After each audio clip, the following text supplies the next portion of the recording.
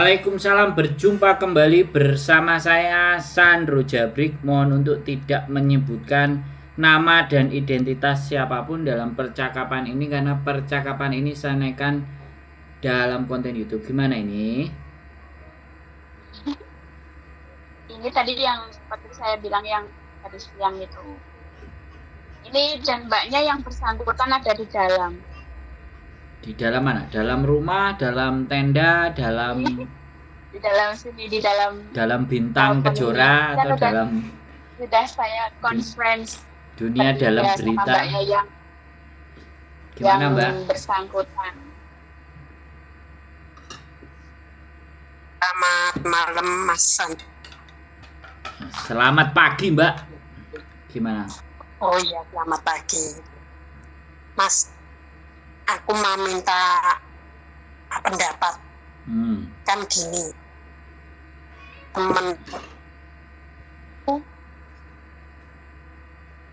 ini langsung aku ceritakan dari langsung pokoknya aja ya. Nggak usah nyebut nama ya. Kalau Ya. nama sebut Markonah aja atau Cinderella gitu. Iya. Nyonya besar. Ini Dadai nyonya besar gitu. Kan seru. ya nyonya besar. Nah, nyonya besar itu awalnya kan pinjam uang ke saya. Lah, karena sudah lama, mungkin ya ada 5 bulanan lah, 5 bulan 6 bulan, karena dia pinjam aku pinjam uang Indonesia, tapi dia juga pinjam uang sini. Tak ceritain, intinya cuma gini Mas, si nyonya itu pinjam uang ke aku masih sisa 1.000 gitu aja ya. Nah, padahal aku loh nggak nagih ke dia. Dia bisa datang ke rumahku, terus mau cari majikanku. Aku mau dilaporin agar aku diinterminate. Lah, makanya aku minta solusinya gimana gitu loh Mas Andri. Sudah? Ceritanya sudah? Udah. Ya. Soalnya si nyonya itu datang itu membawa polisi, Mas. Datangi rumahnya itu bawa polisi. Jadi laporan sama polisi gitu.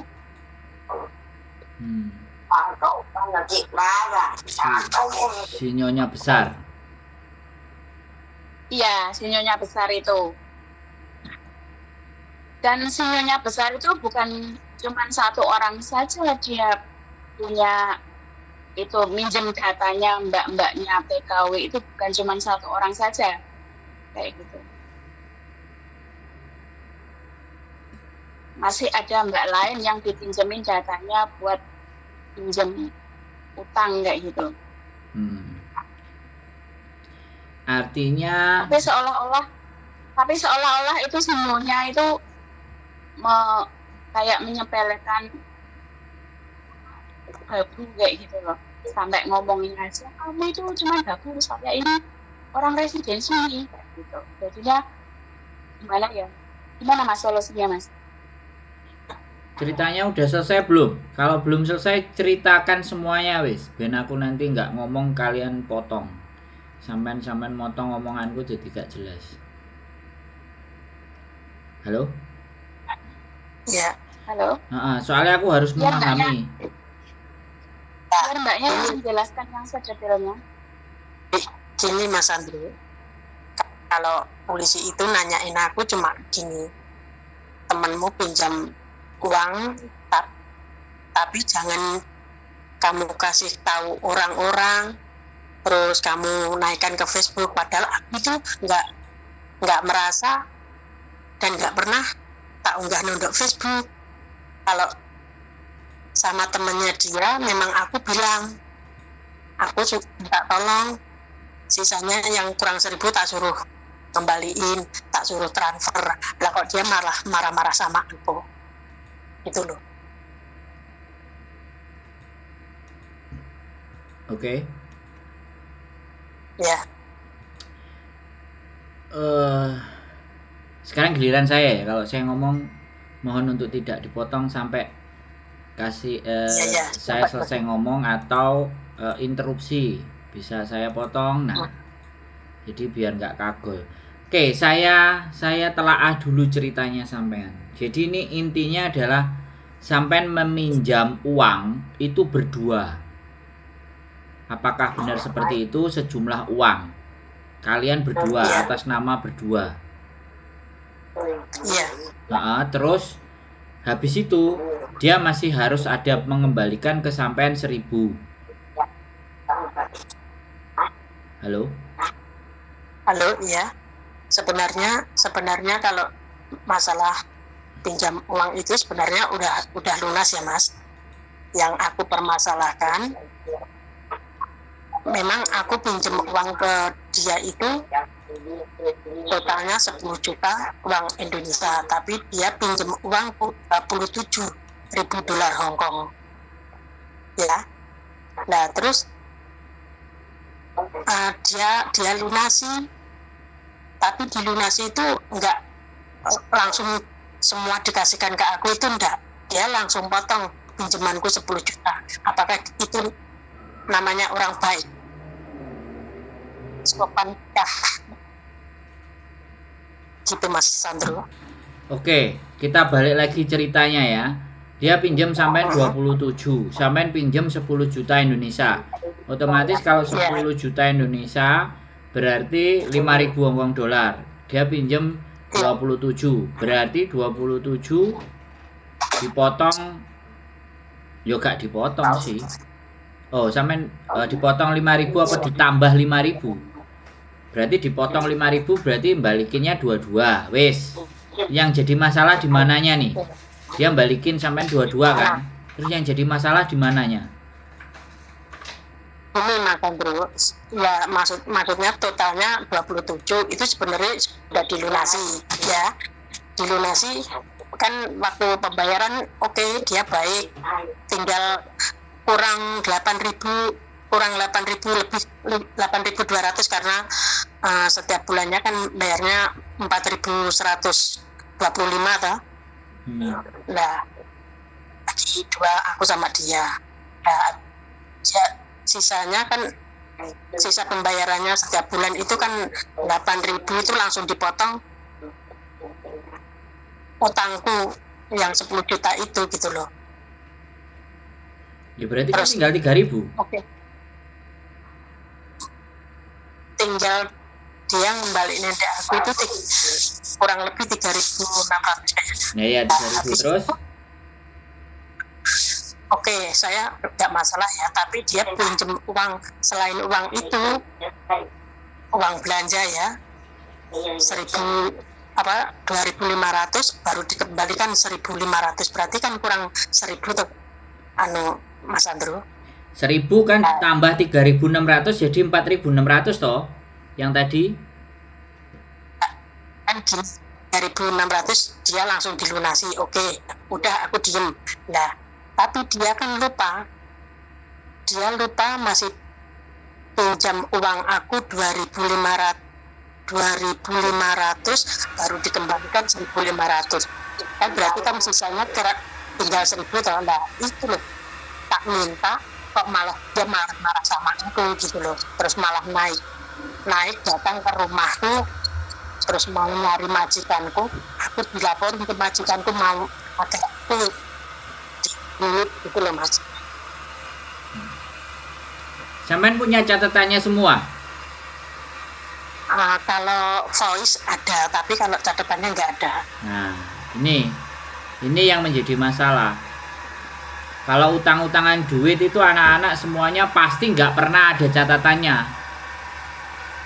Kalau nggak ada catatannya, kita mau jadi ngasih saran itu kan ya serba repot. Karena itu adalah pembuktian. Tapi kalau dia sudah melaporkan sampean punya utang, terus bawa polisi. Nah, ini yang nggak bisa ditoleransi nek menurut saya. Jadi masalahnya ini adalah masalah sampai nagih, dia nggak terima, dia celuk polisi, datang ke rumah majikan, kan gitu toh masalahnya. Iya nggak? Ya, apalagi dia pinjam uang saya itu loh, disuruh ngambil laki-lakinya. Ya Mbak, sekarang gini loh. Sekarang oke. Ya, sampean jangan baleni neh. Kita fokus ya. Masalahnya adalah sampean ini mau nagih, tapi dia nyerang sampean gitu kan?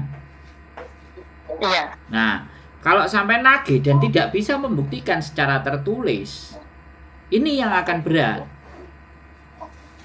Makanya setiap namanya utang piutang itu kalau sama bank itu pasti semua laporan ada tertulis. Tapi nek konco karo konco ini ki Mbak nggak pernah ditulis. Iya. Karena nggak pernah ditulis, inilah yang jadi keributan sosial. Kenapa jadi keributan sosial? Pasti akan nyari seseorang yang di tengah yang bisa membantu. Nah, kalau saya gini, sampai nagih, kalau saya tuduhannya balik gini, kamu tak tagih, kamu nggak bayar, ya sampean harus siapkan dong catatannya sampean tentang hutang-hutangnya dia secara tertulis, tanggal sekian yang ambil suaminya, buktinya sekian, dan saya mau menagih lagi gitu loh. Nah, kalau sampean tidak ada catatannya, hanya berdasarkan berdasarkan omongan dan semuanya, itu akan jadi berujung panjang. Karena tidak ada orang pihak penengahnya pun tidak jelas. Bukti apa yang menguatkan sampean menagih. Nah, ini loh urusan pinjam meminjam itu kalau sesama teman itu tidak ada hitam di atas putih. Bahkan yang ada hitam di atas putih pun terkadang itu juga susah karena utang piutang. Nah, karena dia merasa tersinggung dengan sampean tagih, padahal hitungannya menurut sampean dia masih punya hutang, terus sampean tagih tersinggung. Nah, sakit hati dia naik ke atas. Kalau ataupun sampean dilaporkan dengan majikan ABCD bla bla bla bla, kalau sampean merasa itu bukan sampean yang pinjam, ya kan, artinya kan sampean cuma nagih, yang pinjam kan dia. Sampean nggak usah bingung dengan majikan, slow. Iya, aku juga bilang. Dengerin saya ngomong, kan saya belum kasih kesempatan sampean ngomong, oke? Kita ngomongnya gantian boleh kan? Ini loh yang saya. Jadi sampean cerita habiskan, ganti saya ngomong. Saya habis, baru nanti saya nanya. Dah, sampean mau ngomong gimana? Jadi jangan aku mulai menjelaskan sampean pangkas. Maka perdiskusi kita itu nggak ada ujung. Karena kita ngomong pangkas. Jadi gini. Permasalahannya adalah nanti sampean kalau di hadapan majikan dia ngelaporin bawa polisi, sampean tinggal ngomong yang punya utang lo dia. Ngapain dia yang ngelaporin saya? Terus sampean tinggal ngomong ke majikan. Aku ikut sama kamu berapa tahun? Kamu kenal dia enggak? Kan kamu enggak kenal dia, yang kenal dia kan aku. Kalau polisi datang ya bilang aja. Ini bukan urusan saya dan bukan urusan kamu. Ini urusan mereka berdua. Nggak apa-apa, polisi pun juga tidak ada wewenang, itu hanya ngertak aja. Si Dadai tadi ngertak sampean aja, si Nyonya Besar itu ngertak, ben sampean takut, ben gak wani nagih lagi. Kelakuan orang-orang punya KTP kadang-kadang kan kemenyek. Ya aku nggak ngerti nih yang salah sampean apa yang salah dia. Intinya saya tidak membahas siapa yang salah. Kalau sampean dilaporkan, sampean tinggal ke majikan ngomong. Sampean cerita, ya kan, cerita aja, dan nggak ada hak. Kalau di intermediate ya sudah cari majikan lagi, ngapain susah gitu, nggak usah sakit hati.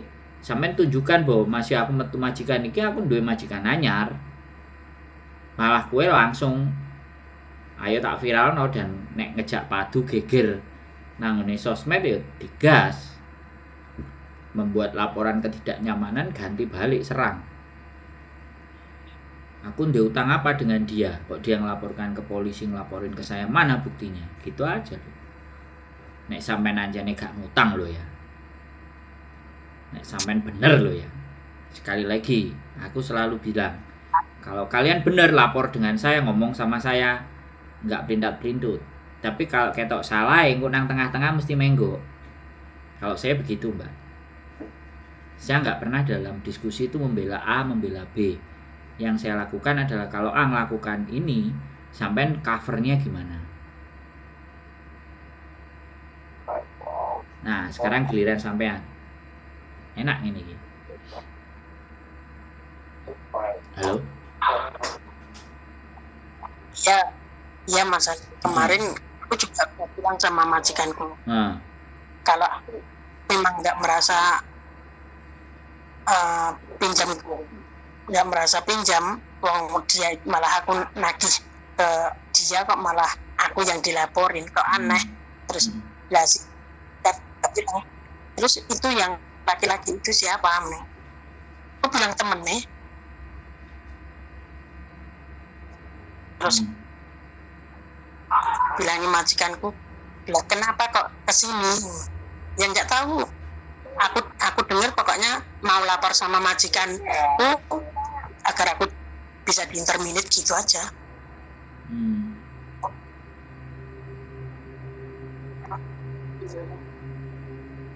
Terus kata majikan gimana?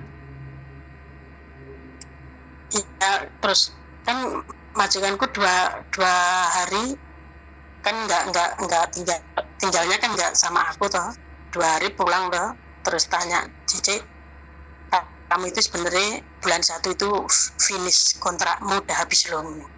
Terus, iya Pak, aku juga bilang gitu. Terus dia tapi aku nggak tahu agent yang dibilang agent itu agent apa, aku kan nggak tahu apakah itu pengacara mungkin atau dia cari pengacara, aku sendiri kan nggak tahu ya Mas. Ya coba nanti nunggu si agentnya masih membutuhkan kamu atau tidak. Bilang kok gitu sih.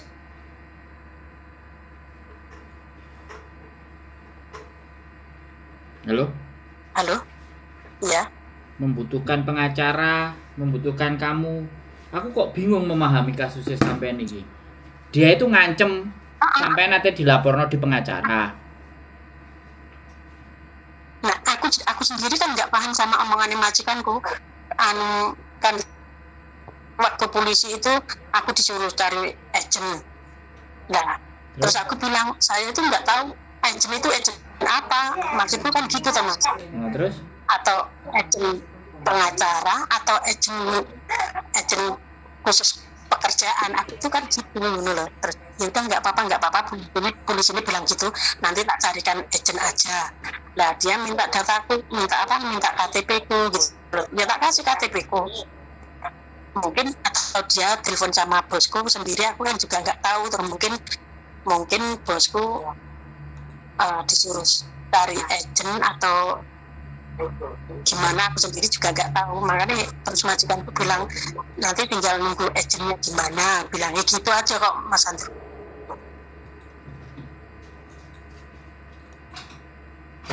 Jadi sekarang gini aja.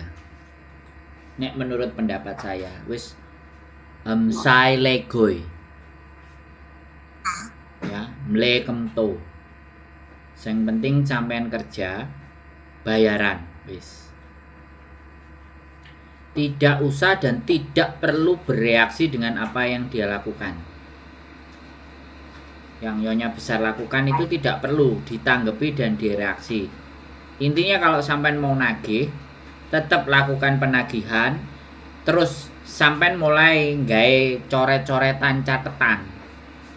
Tanggal, jam, waktu, siapa yang ngambil, bikin bukti. Kalau dia masih punya hutang sama sampean, tambah enak nek sama-sama lapor melapor. Kan seperti itu ceritanya. Bisa dipahami nggak? Jadi aku nggak ngerti karpe sampean terhadap Nyonya Besar ini mau sampean apain? Mau serang balik? Karpe sampean kan tetap pingin nagih toh, supaya dia mengembalikan uangnya. Nah, Untuk mau nagih sampean harus siapkan catatan, perhitungan, bukti-bukti bahwa dia memang masih punya hutang sama sampean sekian-sekian. Itu sampean tulis hitung-hitungannya. Jadi suatu saat siapapun yang mau ngajak padu, catatannya sampean keluarkan. Tanggal sekian kamu menyatakan. Nah, sampean screenshot ya cecetan itu yang menyebabkan bukti. Dan dari screenshotan cecetan itu sampean tulis berapa jumlah pinjamannya, dia meminta pinjaman berapa, saya punya urusan hutang sama dia berapa. Jadi itu dari orang baca tulisan itu biar clear. Halo? Iya. Karena saya sampean sama aku cuman ngomong, ya aku ndak ngerti. Tapi nek sampean datang ke sini, kertas dibuka, pulpen dibuka, jadi cecetan itu isinya apa, tanggal berapa, tanggal sekian berapa, dia meminta berapa, utangnya sampean sama dia berapa, dibayar berapa, itu kan bisa ditulis semuanya jelas. Bisa dipahami nggak? Jadi biar kalau ada sengketa, ada polisi, ada pengacara atau sidang pun, catatan itulah yang sampean gunakan gitu loh. Jadi bukan cuman omongan. Bisa dipahami nggak? Saya ngomong. Ya. Sekali lagi, saya tidak membela siapa yang benar, membela siapa yang salah, mau dadai, mau presiden, mau gubernur, sampean walaupun sampean juga membantu, saya bukan itu persoalannya. Sampean telepon sama saya mencoba memberikan pandangan yang saya telaah dari masalahnya sampean. Pokoknya catetin semuanya. Kronologis cerita uang pinjam berapa sampai berapa, tanggal berapa, bagaimana mengembalikan, itu semuanya kronologis harus sampean catat kalau sampean mau perang, sehingga ada sisanya berapa, kurangannya dia berapa, dan dia harus melunasinya. Ngono loh Mbak, bisa dipahami? Ya. Sudah Tapi, jelas. maaf ya, Pak Sambo. Boleh saya benar. boleh. Ini, apakah itu laporannya itu nanti dia naikkan ke Suaranya kecil Mbak. Halo.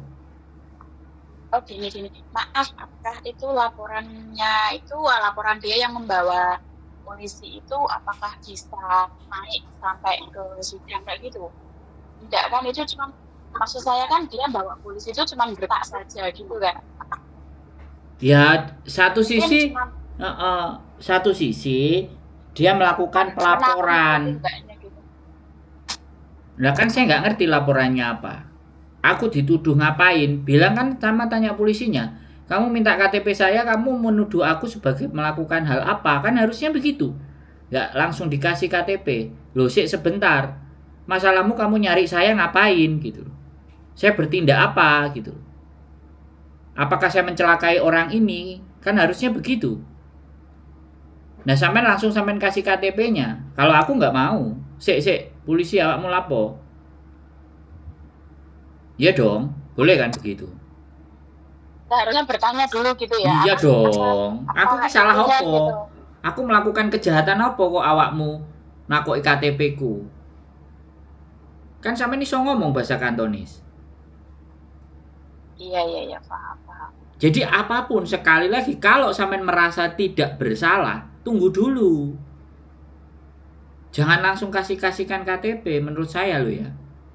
Polisi itu kalau sudah dapat KTP sampean, jadi kan si pelapor itu tujuannya mendata sampean KTP sudah kena kepegang sama polisi.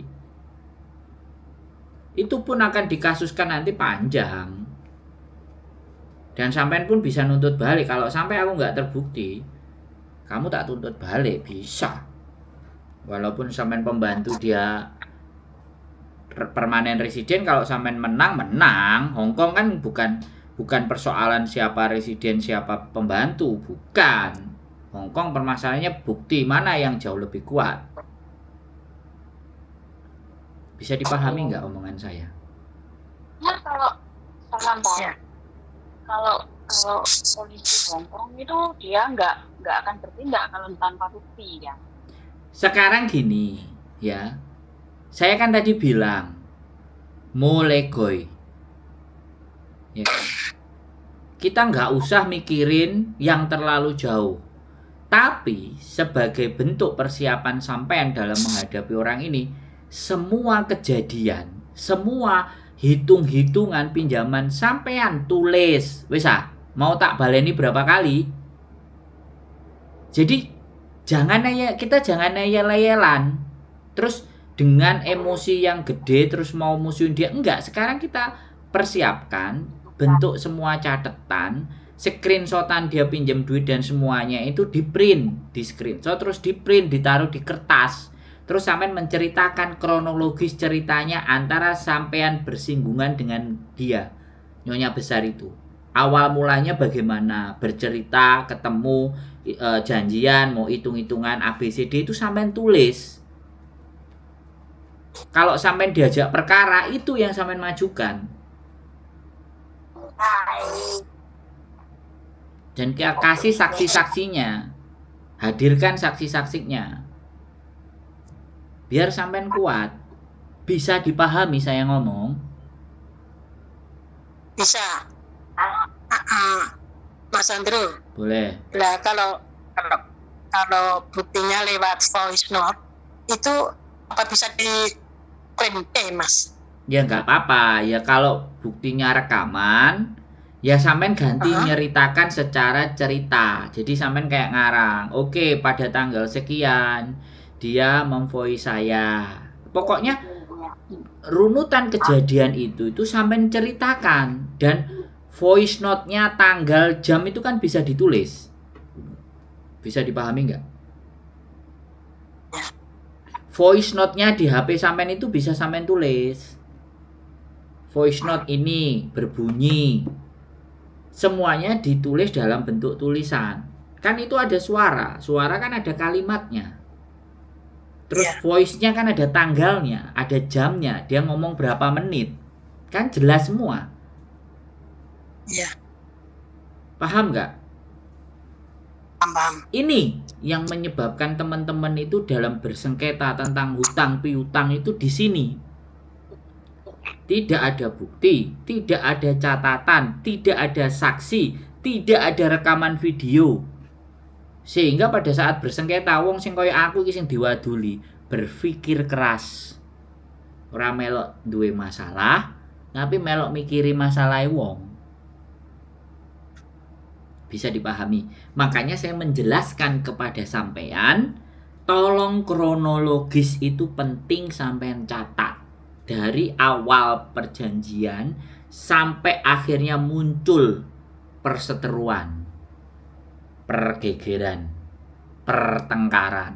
Nah, itu kan mesti enek ceritane toh, Mbak Bro berdua. Halo, masih dengar saya enggak? Iya. Masih. Cerita perseteruan itu kan ada dari awal, dan jangan merasa malas untuk nyatet. Karena bagaimanapun itu hal itu yang nantinya bisa menyelamatkan sampean. Kronologis itu. Kan orang lain gak ngerti urusan sampean dengan si Nyonya Besar. Tapi ketika sampean cerita kronologisnya versi sampean, orang kan memahami dari mana sih duduk persoalan ini dimulai. Bisa dipahami saya ngomong? Saya nggak marah loh ya, cuman ngomong biar terjadi penekanan. Jadi saya nggak ingin membenarkan siapapun dalam persoalan ini. Entah sampean sing bener, Nyonya Besar sing bener, saya tidak di titik itu. Karena saya hanya mendengarkan satu pihak di sisi sampean. Boleh kan saya bilang begitu? Ya. Nah, aku dengar dari versinya dia dan dua-duanya, baru aku bisa. Sebenarnya persoalan ini di mana sih? Nah, karena ini satu sisi, dengan tidak mengurangi rasa hormat saya kepada sampean, saya hanya menyampaikan kronologisnya tolong ditulis. Sampean perjelas, jadi biar siapapun kalau sampean ceritain dengan membaca kronologis itu kan jadi tahu posisinya sampean ada di mana. Bisa dipahami?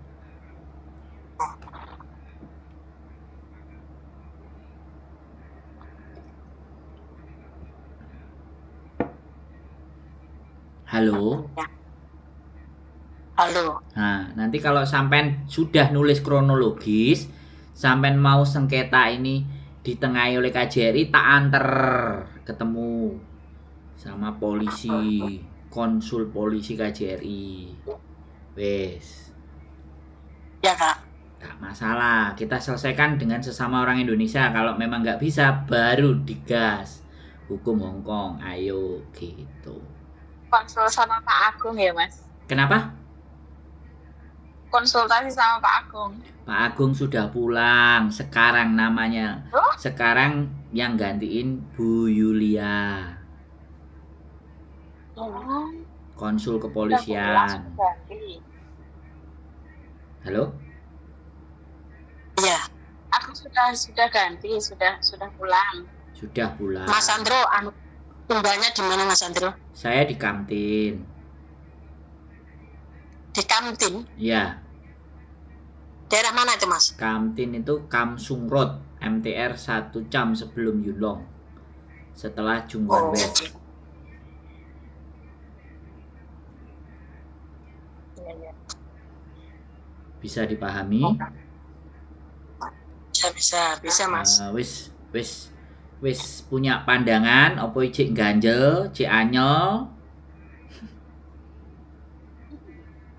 Halo?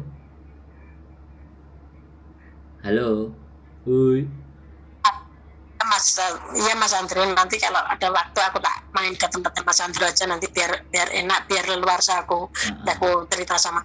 Tapi tolong jangan cuman cerita, tapi bawa kronologinya, oke? Saya Oke. sampaikan sekali lagi, cerita kronologi dari awal sampai munculnya persengketaan itu sampean tulis, oke? Oke. Ya, jadi biar enak. Jadi jangan cuman ngomong. Kan jadi mumet dah sih. Iya Mas. Ya, kronologisnya sampai tulis awal ceritanya itu bagaimana. Kalau orang membaca tulisan kan jauh lebih jelas. Siap. Dan disebutkan buktinya. Kalau nek wis wani ya yo nang KJRI apa sampean moro dhewe yo nek. Karena kan aku kok mesti ditakoni. Anda sebagai siapa? Ya, itu paling rasa-rasen. Saya YouTuber. Anda korbankah? Nah, polisi kan mesti gitu pertanyaannya. Ya gak salah, pejabat barang. Wah, gak usah sok-sokan ngewangi. Yo wis, takon budal dhewe. Kan gitu toh, Mbak. Tapi lebih itu kan kalau ada yang ngerti gitu. Piye, Mbak? Tapi lebih baik kan ada yang mendampingi daripada berangkat sendiri ke sana. Ngene lho, Mbak. Pendamping itu kan nggak boleh ikutan ngomong toh, Mbak. Paham nggak sampean? Pendamping itu ya wis ngeterno, selanjutnya sampean ngomong dewe. Dimanapun itu, ya kan? Dimanapun itu kasus, kita itu cuman bisa ngeterno, menjelaskan tok, nggak bisa ngejak ikut ribut. Nek bisa ikut ribut ket biyen aku ngejak ribut. Tapi kan saya sadar posisi. Dulu waktu masih Pak Agung itu yo, saya pernah nganterin teman saya residen sini lah kena tipu kayak gitu loh. Tapi yo nggak tahu sih sampai sekarang kasusnya nggak berjalan. Makanya soalnya harus gini. Makanya kalau kalian lapor, nyalakan rekamannya. Kalau kalian kecewa atas laporan yang tidak ditanggapi, viralin dong. Selesai toh? Iya, dia itu kena tipu sekitar $8.000 Hongkong kayak gitu. Ya nggak apa-apa. Tapi gitu. Nggak jalan, nggak ada itunya, nggak ada endingnya gimana kayak gitu, nggak ada. Nah, makanya ya sekarang gini, kalau aku bilang, ya kan, kalau aku ya sekali lagi, aku saranin ke sana, mereka bisa menyelesaikan nggak gitu. Kalau mereka nggak bisa menyelesaikan ya udah, karena memang tidak ranahnya dia, tapi setidaknya kita mencoba menggunakan mereka untuk bermediasi. Tapi kalau ternyata bermediasi dan tidak bisa, dan dia dimintain tolong untuk mediasi merasa tidak jadi bagian dari wewenang, ya sudah, viralkan. Percuma kita lapor ke sana. Semua kasus dan permasalahan kita lapor ke sana, hanya cuma dicatat, tidak ditindaklanjuti, kan tinggal begitu. Selanjutnya ya kita urusan sendiri ke Hong Kong. Kalau Hong Kong masalah penipuan perdata itu nggak di polisi, tapi memang di pengadilan. Makanya dari kemarin saya mau belajar mengadukan laporan pidana, tindak pidana ke langsung pengadilan itu sistemnya gimana. Saya ngambil buku di pengadilan itu 6 biji sampai hari ini belum tak baca. Gitu loh. Jadi, tapi kemarin sudah sempat anak cakar-cakaran itu saya nganterin ke pengadilan. Ternyata setelah proses pengadilan dia dinyatakan tidak bersalah, tapi dia nggak bawa suratnya, pernyataan tidak bersalahnya, karena setelah selesai sidang itu harusnya baru meminta kertas bahwa di sidang itu statusnya dia menang, kalah, atau bagaimana, atau lepas dari tuduhan. Itu nggak ada. Nah, sampai juga Kalau cakar-cakaran itu kasusnya gimana, Mas? ya kasusnya yang satu nagih hutang, nah yang satunya nggak mau bayar, ketemu di taman, yang nggak mau bayar malah nyakar. Ya akhirnya sing ngutangi ngamuk juga, ya dipancal, ya akhirnya tukaran. Gitu Mbak. Yo gak popo. Tak, itu aku sampai ke pengadilan Satin, nganterin masuk, nganterin dia ngambil. Terus yang menang yang ngutang apa? Yang menang yang ngutang apa yang itu, yang minjemin? Loh, ya utang tetap tidak bagian dari persidangan itu. Persidangan itu kan fisik, melukai, cakar-cakarannya. Berarti yang salah yang itu, yang nyakar duluan itu. Yang utang nggak mau bayar. Iya, yang itu, yang nyakar itu duluan. Iya, dia itu. kan duluan nyerang. Makanya satu ada saksi, untungnya saksinya belani. Ngono lho, Mbak. Jadi macem-macem pokoknya nek dituruti. Terus artinya kalau kamu mau naik banding, kamu harus ngelaporin ke pengacara. Gitu ceritanya. Karena sebenarnya enggak sih, bukan yang menang yang dicakar duluan, bukan. Itu masih berlanjut. Jadi si yang ngutangi kongkon lapor karo pengadilan untuk menuntut, karena sebelumnya kan yang lapor yang nyakar. Intinya hal itu belum kelar, ya, hal itu belum kelar. Si ngutangi visane wis entek dan gak renew, disuruh memperpanjang ke Makau, ngamuk-ngamuk. Ya terus urusannya sama Miss Yuni itu, aku wis gak melok nyampuri. Terus aku pulang Indonesia. Iya. Gak bisa turun juga kan visanya kalau bermasalah kayak gitu ya kok. Aku nggak tahu sampai detik ini dia sudah nggak mau nyari saya. Saya pokoknya gini ya Mbak, punya masalah itu nyari saya. Kelar masalah selesai, laporan aja nggak, diem. Selesai nggak selesai kan, Mas acara kasusku udah kelar gini. Kalau aku dilaporin gitu kan, oh ya sudah alhamdulillah. Walaupun Mas belum kelar, masih gini dilapori oke. Tapi semua setelah yang cerita keluhan itu tidak ada follow up kembali ke saya. Terus aku kongkon nguber, ya tak jarno toh Mbak. Pokoknya prinsipku satu, kalau orang itu masih punya masalah pasti nyari saya. Tapi kalau orang itu senang, ya kan, saya sudah melupakan. Kalau ataupun dia nggak mau cari saya, wis sederhana aja.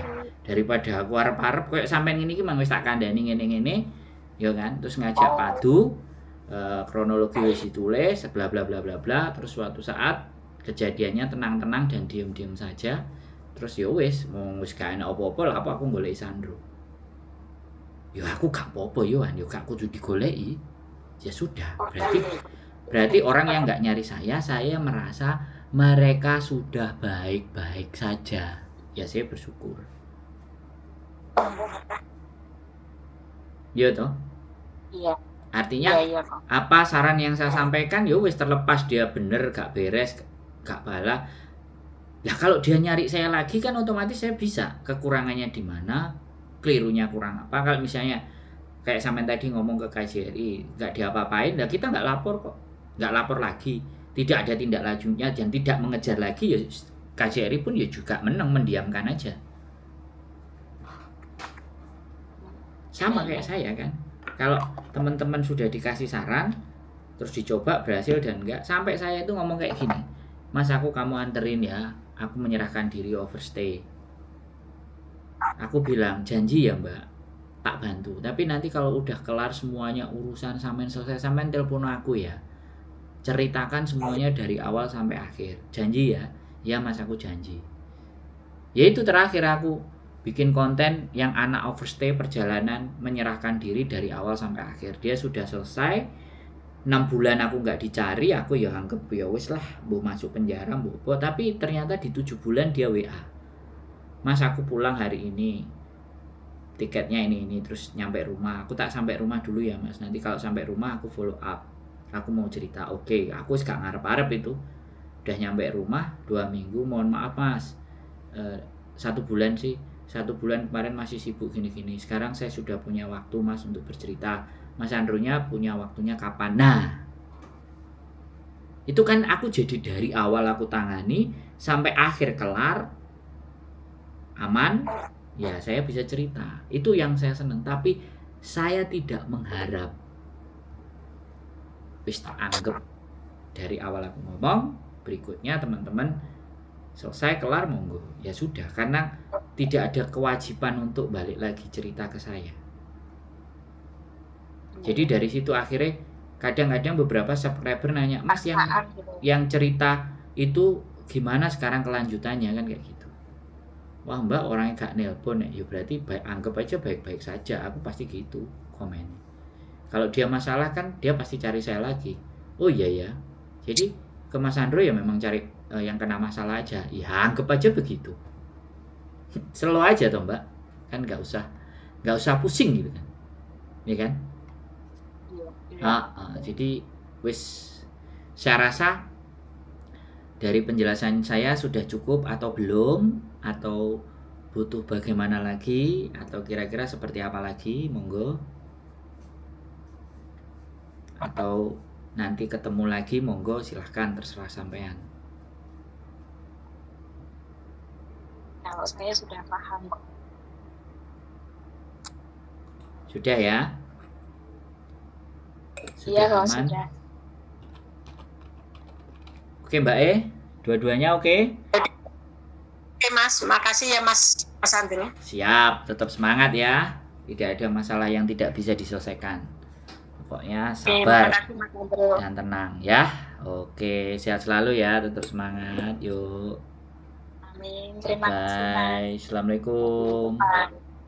Waalaikumsalam.